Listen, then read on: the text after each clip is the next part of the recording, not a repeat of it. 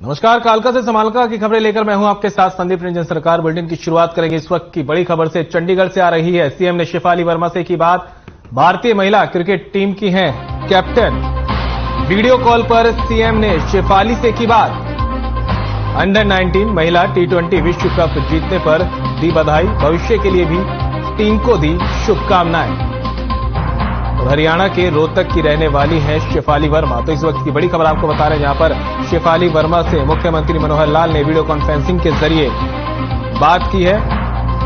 Under 19 महिला cricket team की captain है और भविष्य के लिए टीम को शुभकामनाएं दी। साथ ही मैच जीतने पर भी बधाई यहां पर मुख्यमंत्री मनोहर लाल देते हुए नजर आए।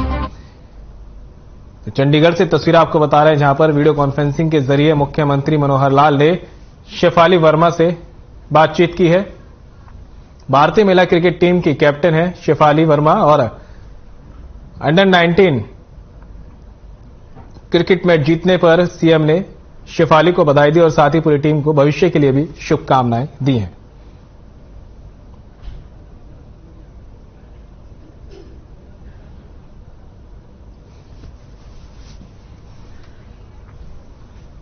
संसद का बजट सत्र मंगलवार सुबह 11 बजे से शुरू हो गया है। राष्ट्रपति द्रौपदी मुर्मू के अभिभाषण के साथ इस सत्र की शुरुआत हुई। राष्ट्रपति ने लोकसभा और राज्यसभा दोनों सदनों को संबोधित किया। वित्त मंत्री निर्मला सीतारमण ने मंगलवार को आर्थिक सर्वे पेश किया। 1 फरवरी सुबह 11 बजे वित्त मंत्री द्वारा आम बजट 2023-24 पेश किया जाएगा। उधर बजट सत्र को लेकर संसद में हंगामे के आसार हैं। ऐसे में आम लोग भी मोदी सरकार से काफी उम्मीदें लगाए बैठे हैं। खासकर किसान वर्ग सरकार से अपने लिए कुछ खास ही उम्मीदें लेकर बैठा है। हालांकि किसानों का कहना है कि सरकार अभी तक किसानों के हित में कोई भी बजट नहीं ला सकी है।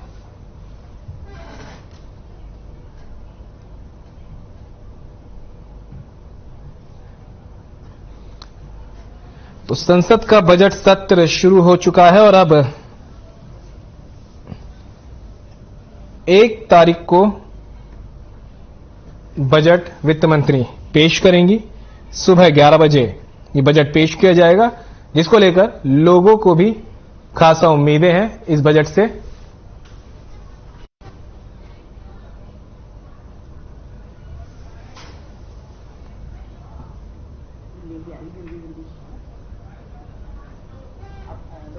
हम सरकार से बहुत उम्मीद करते हैं कि अच्छा बजट पेश करे, कि आम जनता के ऊपर जो असर पड़ रहा है, आटा, तेल, चावल सब महंगे हो रहे हैं और रसोई पे बहुत असर पड़ रहा है इस चीज का। आम गृहिणी को रसोई चलानी बहुत औखी हो रही है और सिलेंडर 1000 से भी ऊपर चला गया। और ये सब मतलब कि अच्छा बजट पेश करना कि कम से कम और महंगाई जो बढ़ रही है वो कम होए। मैं सरकार से यही उम्मीद करती हूँ कि जो इतनी ज्यादा महंगाई बढ़ चुकी है, सरकार उसकी तरफ अपना पूरा ध्यान देगी और लोगों की भलाई को ध्यान में रखते हुए जो नया बजट है उसको पेश करेगी। महंगाई का असर जो गृहिणियों की रसोई पे पड़ रहा है, जो सिलेंडर के रेट इतने ज्यादा बढ़े हुए हैं, उनको कम किया जाने का प्रयास किया जाए, ताकि जो हर घर में खाना अच्छे से बन सके, सभी सिलेंडर का इस्तेमाल कर सकें। जो भी बजट आए, जो सुनने में आ रहा है कि 20%, 25% रेलवे को प्लस जाएगा, तो हमारी सबसे पहले डिमांड तो ये है कि अंबाला टू चंडीगढ़ या तो गवर्नमेंट मेट्रो चला दे, कुछ अंबाले वालों को बेनिफिट मिले, अंबाला की साइंस इंडस्ट्री को बेनिफिट मिले, या फिर जो अब की बार 2023 में जो प्लानिंग गवर्नमेंट कर रही है उसमें G20 की एक मीटिंग अंबाला में करा दें on the behalf of scientific industry.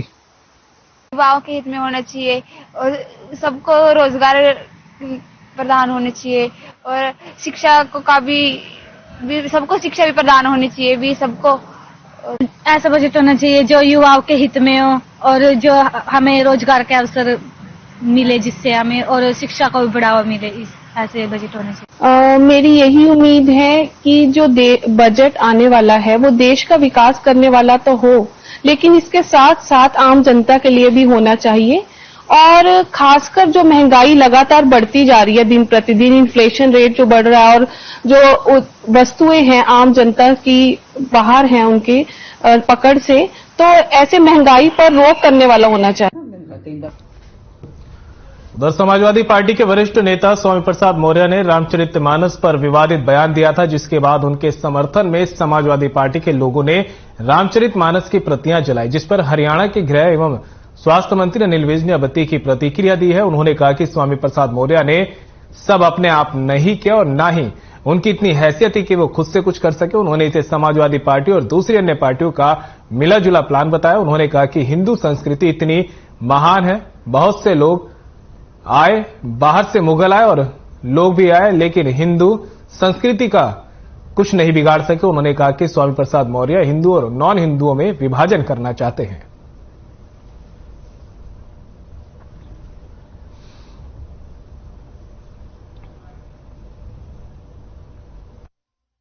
ये अपने आप से नहीं कर रहे हैं, ना उनकी इतनी हैसियत है।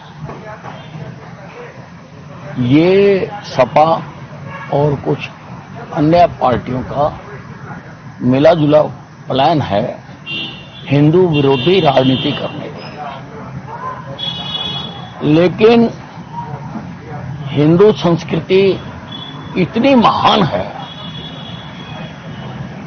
बहुत लोग आए, बाहर से मुगल आए और लोग आए, लेकिन हिंदू संस्कृति का कोई आज तक कुछ बिगाड़ नहीं।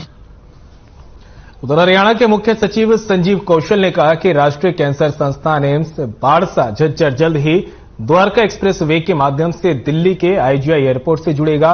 ग्रीनफील्ड कॉरिडोर के निर्माण से इस परियोजना को आगे बढ़ाया जाएगा। मुख्य सचिव संजीव कौशल ने सोमवार को चंडीगढ़ में एनसीआई एम्स बाड़सा की विकास योजना की समीक्षा की। अस्पताल की आवश्यकताओं को ध्यान में रखते हुए मुख्य सचिव ने अधिकारियों को अस्पताल परिसर को एक मिनी सिटी में तब्दील करने की संभावनाएं तलाशने के निर्देश दिए, ताकि शॉपिंग कॉम्प्लेक्स, स्कूलों और अन्य संस्थानों आदि सहित सभी आवश्यकताओं को पूरा किया जा सके।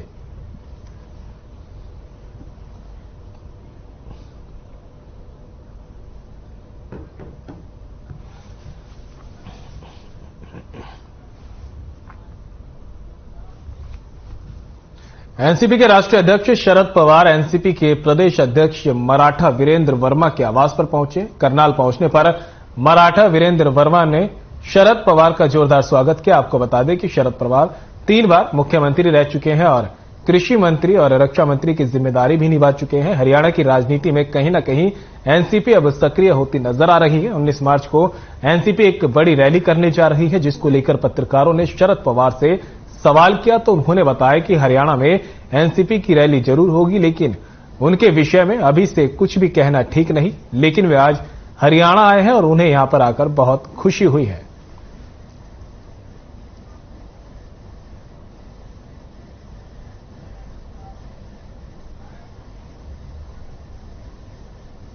पूरे हिंदुस्तान में जहां जहां से वो गए वहां से कई राज्यों की इंफॉर्मेशन हमने ली। मेरे खुद के स्टेट में भी वो आए थे और हमें एक बात देखने के लिए मिली कि गांव का गरीब हो, किसान हो, नौजवान हो, उसका समर्थन उनको अच्छी तरह से मिल रहा था। पिछले कई सालों में राजनीति में उनके बारे में जो बातें कहते थे वो सच्चाई नहीं थी। ये सब पदयात्रा से शामिल हो गए।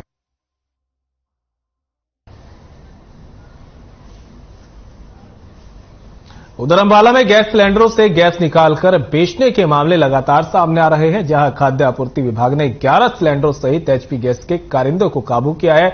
बता दें कि पकड़े गए 11 सिलेंडरों में 4 का वजन कम बताया जा रहा है, जिन्हें खाद्य आपूर्ति विभाग ने सील कर दिया है। वहीं खाद्य आपूर्ति विभाग का कहना है कि इससे पहले भी इसी जगह से कई बार सिलेंडरों को पुलिस ने गुप्त सूचना पर रेड कर कार्रवाई की थी और जब्त किया था।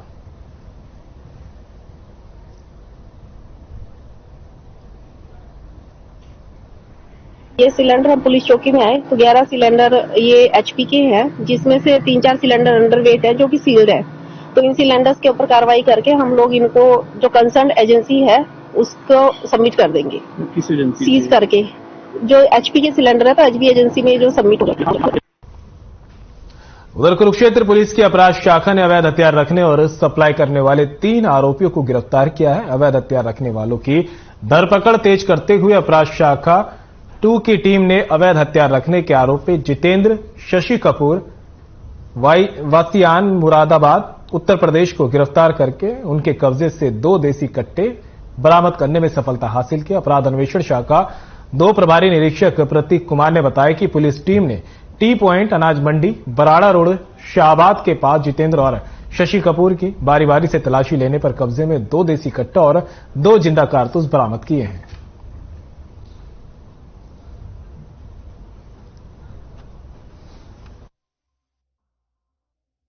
पुलिस अधीक्षक कुरुक्षेत्र के दिशा निर्देश के अनुसार हमारी सीआईए 2 की टीम ने 3 आरोपियों को गिरफ्तार किया है, जिनके नाम जितेंद्र शशि कपूर व दिलीप कुमार हैं और जो मुरादाबाद के रहने वाले हैं, यूपी मुरादाबाद के रहने वाले हैं।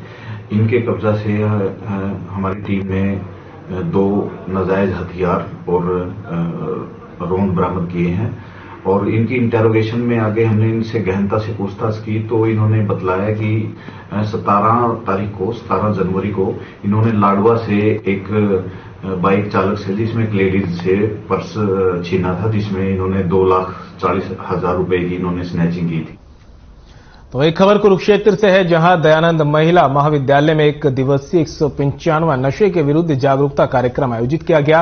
राज्य के स्वापक नियंत्रक ब्यूरो प्रमुख और अंबाला मंडल के अतिरिक्त पुलिस महानिदेशक श्रीकांत यादव के दिशा निर्देशों पर कार्यक्रम का आयोजन किया गया। ये 7 दिवसीय राष्ट्रीय सेवा योजना के अंतर्गत आयोजित किया गया। हरियाणा राज्य स्वापक नियंत्रण ब्यूरो के जागरूकता कार्यक्रम और पुनर्वास प्रभारी डॉक्टर अशोक कुमार वर्मा ने बतौर मुख्य अतिथि शिरकत की है।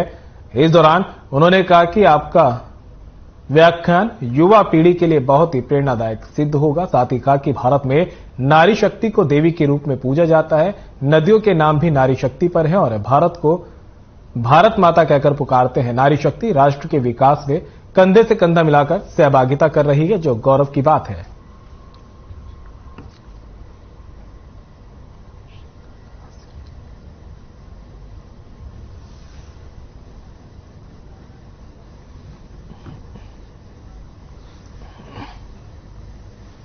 खबर समालखा से है, जहां हतवाला रोड पर बने अवैध कॉलोनियों पर पीला पंजा चला है। बता दें कि अवैध कॉलोनियों को लेकर प्रशासन सख्त नजर आ रहा है। इसी कड़ी में हतवाला रोड पर लगभग 5 एकड़ में अवैध कॉलोनी काटी जा रही है, जिसको लेकर जिला योजनाकार अधिकारी भारी पुलिस फोर्स के साथ मौके पर पहुंचे और कॉलोनी में भरी जा रही नींव की पीले पंजे द्वारा गिरा दिया गया। वही अधिकारी ने बताया कि उच्च अधिकारियों के आदेश पर यह कार्रवाई की जा रही है।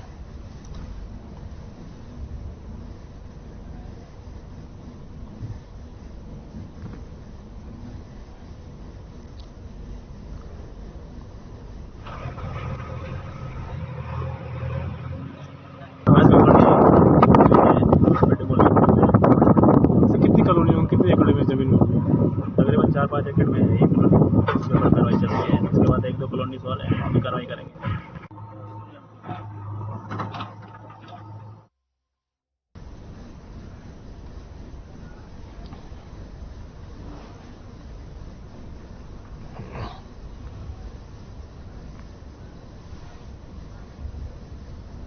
उधर करनाल जिले में अवैध प्रॉपर्टियां डीटीपी के रडार पर हैं। एक के बाद एक अवैध प्रॉपर्टियों को ध्वस्त किया जा रहा है। डीटीपी के नेतृत्व में डीटीपी का तोड़फोड़ दस्ता करनाल नेशनल हाईवे पर पहुंचा। हाईवे पर ग्रीन बेल्ट के अंदर जो भी प्रॉपर्टी पाई गई वह तोड़ दी गई। हाईकोर्ट के आदेशों पर अवैध प्रॉपर्टी को तोड़ा गया है। एक बिल्डिंग को भी किया सील। किसी भी अप्रिय घटना से निपटने के लिए बड़ी संख्या में पुलिस बल भी तैनात रहा। वहीं जिन लोगों की बिल्डिंग को सील किया गया, उनका कहना था प्रशासन ने उन्हें पहले किसी भी तरह का कोई नोटिस नहीं दिया है। जिला प्रशासन से पहुंचे लोग उनसे बात तक नहीं कर रहे। फिलहाल इस तरह की कार्रवाई से लोगों के मन में दहशत का माहौल बन गया है। जिन लोगों ने अवैध तरीके से प्रॉपर्टी को बनाया था, वो कहीं ना कहीं चिंता में नजर आए।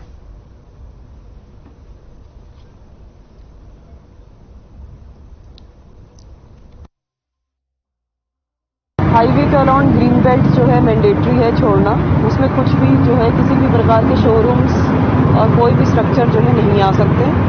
और हाई कोर्ट के आदेश हैं उसके जो है उसी के इम्प्लीमेंट करने के लिए हम यहाँ पे आज बिल्डिंग भी सील की है। हाँ, बिल्डिंग सील करी है। OLX ऑटोज करके लक्ष्मी कार्स बिल्डिंग सील हुई है। अभी तक कितनी बिल्डिंगें सील की गई? अभी तक काफ़ी बिल्डिंगें सील की हैं। आज ये मुहिम शुरू हुई है ग्रीन बेल्ट के अलॉन्ग, तो ये मंथ बाय मंथ जो है चलती ही जाएगी। टेम्परेरी स्ट्रक्चर पहले बना हुआ था, तो इन्होंने ले लिया हमारे से किराए पे अपना OLX वालों ने। बस तो मानते हैं गलत है, पहले नोटिस देना चाहिए या बात करनी चाहिए? कुछ भी नहीं करा इन्होंने, कुछ भी नहीं है, कोई नोटिस नहीं है, कोई मैसेज नहीं, कोई मैसेज नहीं है। ये टेम्परेरी स्ट्रक्चर है, कोई पक्का स्ट्रक्चर भी नहीं है, वो बात ही नहीं करते। तो इस तरह के मुद्दों पर तो लगता है कि बातचीत होनी चाहिए, नोटिस आना चाहिए। कोई नोटिस, कोई मैसेज, कुछ तो आज 10-12 साल से स्ट्रक्चर खड़ा है, कोई मतलब ही नहीं। खबर अंबाला से है, जहां भारतीय मजदूर संघ के बैनर तले अनुबंधित विद्युत कर्मचारियों ने अपनी मांगों को लेकर अधीक्षक अभियंता के मुख्यमंत्री के नाम ज्ञापन सौंपा है और जमकर नारेबाजी भी की। वहीं मीडिया से बात करते हुए कर्मचारियों ने बताया कि उनकी कई मांगें पिछले काफी समय से ऐसे ही लंबित पड़ी हैं, जिसमें 58 साल तक सभी अनुबंधित कर्मचारियों को रोजगार सुरक्षित करना, कर्मचारियों के लिए मेडिकल पॉलिसी बनाना, रिटायर होने वाले कर्मचारियों को ग्रेजुएट का प्रावधान किया जाना आदि शामिल है। इस दौरान कर्मचारियों ने चेतावनी दी कि अगर ये मांगे पूरी नहीं हुई तो जल्द बड़ा आंदोलन किया जाएगा।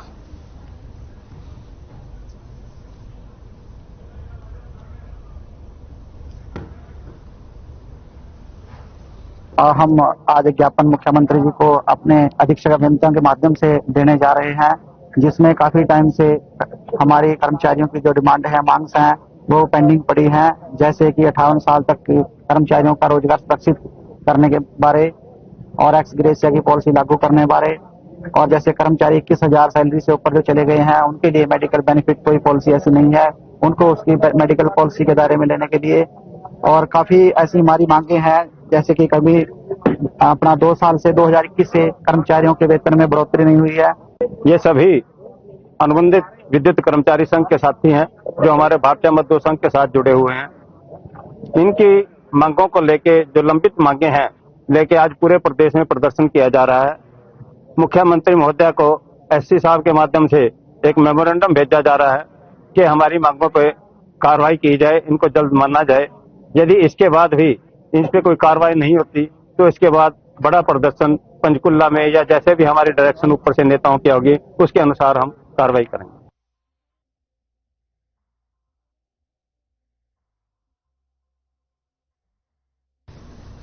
खबर स्मार्ट सिटी फरीदाबाद से है, जहां बल्लभगढ़ के बस अड्डा मार्केट में 25 घंटे से भी ज्यादा वक्त से बिजली गुल है। दुकानदारों ने अधिकारियों को फोन भी किया, लेकिन समस्या का हल नहीं हुआ। बाजार के सभी दुकानदारों ने बिजली न होने की वजह बीती रात दुकानों को टाइम से पहले ही बंद कर दिया था। 25 घंटे बीत जाने के बाद भी बिजली कर्मचारी बिजली को सही करने मेन बाजार पहुंचे।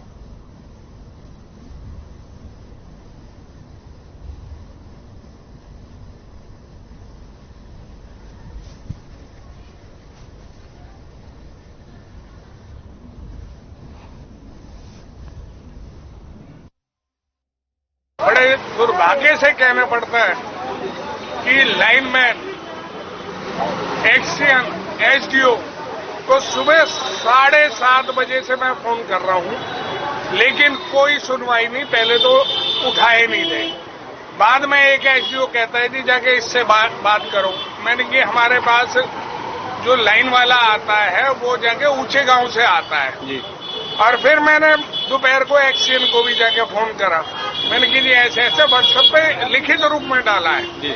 उसके बाद मैंने जाके आदमी टिफरसन जी और उनके PA को भी जाके करा है कि जाके हमारी सुबह 7:30 बजे से लाइट नहीं आ रही। लेकिन दुख का विषय ये है, लेकिन कोई सुनवाई नहीं। हमने सुबह दुकान 8 बजे खोली, तब से लाइट नहीं है। हमने उसके बाद 9 बजे कंप्लेंट करी, 10 बजे, दोपहर को 2 बजे, 3 बजे, 4 बजे। एक्सीएन से, SDO से, सबसे हमारी बात हुई, JE से, सबने कहा कि 5 मिनट में लाइट आ जाएगी, आधे घंटे में लाइट आ जाएगी, पीछे से फॉल्ट है। अब तक हमारी कोई लाइट नहीं आई है। हमने हमारी दुकान अब इस टाइम आप देख रहे हैं सारी बढ़ चुकी है। इन्वर्टर भी बंद हो चुका है। इन्वर्टर सुबह 2 घंटे चला, उसको इन्वर्टर बंद हो गया। ना सुबह से कोई ग्राहक हुई। हमने सुबह से इतनी कंप्लेंट करी है, इतनी कंप्लेंट हमारे पास फोन में भी रिकॉर्ड है, पर वो कह रहे हैं 15 मिनट में लाइट आ जाएगी, आपकी आधे घंटे में लाइट आ जाएगी। कोई लाइट नहीं आई है।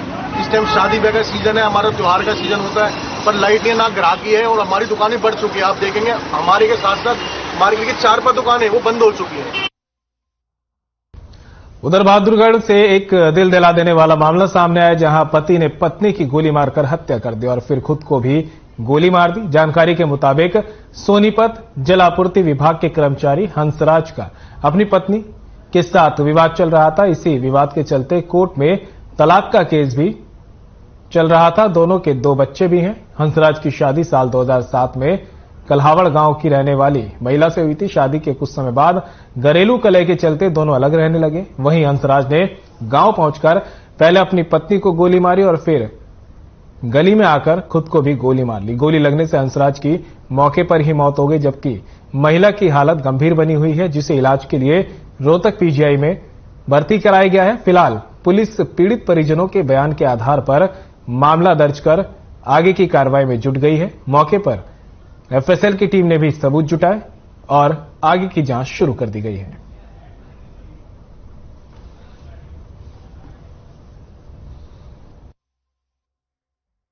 आज सुबह सूचना प्राप्त हुई थी गांव वासंडा में, एक ने सोनू नाम का लड़का है, उसने अपनी मिसेज को गोली मार के और खुद आत्महत्या कर ली। सूचना पे हम गांव वासंडा में पहुंचे हैं और अभी बयान अभी किसी ने दिए नहीं है। इन्वेस्टिगेशन जो आगे आएगी। पीजीआई रोहतक में जो है वो एडमिट है और अभी क्या उनकी हालत है ये तो जाने के बाद ही पता चलेगा। कोई झगड़ा चल रहा था? इनका तनाव बता रहे हैं 10 साल से लगातार चल रहा था। ये इसका जो हस्बैंड है वो सोनीपत में ही रह रहा था। ये जो लेडीज है इसकी मिसेज संतोष जी, ये अपने 2 बच्चों के साथ यहीं इसी गांव में आसंडा में रह रही थी, इसी मकान। पैरा नेशनल रेसलिंग में फरीदाबाद के गांव मच्छगर में रहने वाले नितेश ने 400 मीटर में गोल्ड और 100 मीटर में कांस्य पदक जीतकर जिले का नाम रोशन किया। नितेश के गांव पहुंचने पर ग्रामीणों ने ढोल और ताशे बजाकर उसका जोरदार स्वागत किया है। बता दें कि गुजरात के नाडियाड में 27 जनवरी से 29 जनवरी तक इस प्रतियोगिता का आयोजन किया गया था।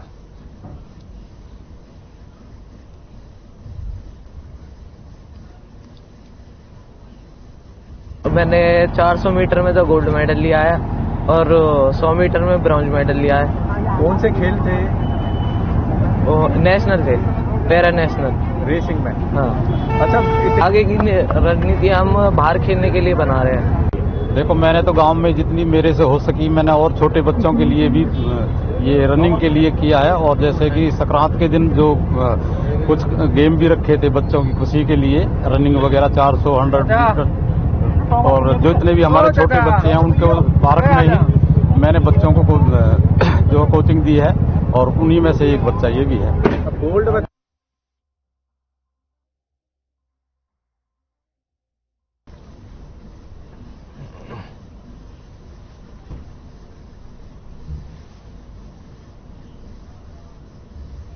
और फिलहाल बुलेटिन में इतना ही, दीजिए इजाजत। नमस्कार।